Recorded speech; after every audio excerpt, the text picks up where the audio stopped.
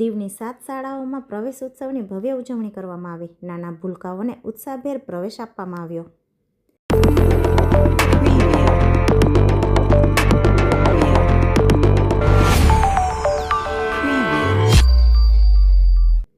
કેન્દ્રશાસિત પ્રદેશ દીવ જિલ્લાની 7 શાળાઓમાં પ્રવેશોત્સવ ધામધૂમથી અને ઉત્સાહપૂર્વક ઉજવવામાં આવ્યો. સવારે 11 કલાકે GMS-GM ઘોઘલા ખાતે દીવ કલેક્ટર રાહુલ દેવબુરા, GMS-EM ઘોઘલા ખાતે SP રામકૃષ્ણ શરણ, GMS દીવ PSI ભાવિની હલપતિ, GMS પટેલવાડી મામલતદાર, GMS સાઉદવાડી કોલેજના ગજવાણી સાહેબ, GMS નાગવા સુપ્રિન્ટેન્ડન્ટ ડાયાભાઈ આહિર અને GMS નંબર 1 વણાકબારા ખાતે ડેપ્યુટી કલેક્ટર શિવમ મિશ્રા ઉપસ્થિત રહી અને નાના ભૂલકાઓને તિલક લગાડી મોઢું મીઠું કરાવી બાળકોને ઉપસ્થિત મહેમાનોના હસ્તે કીટ તથા ફ્રૂટ કીટ વિતરણ કરવામાં આવ્યું હતું.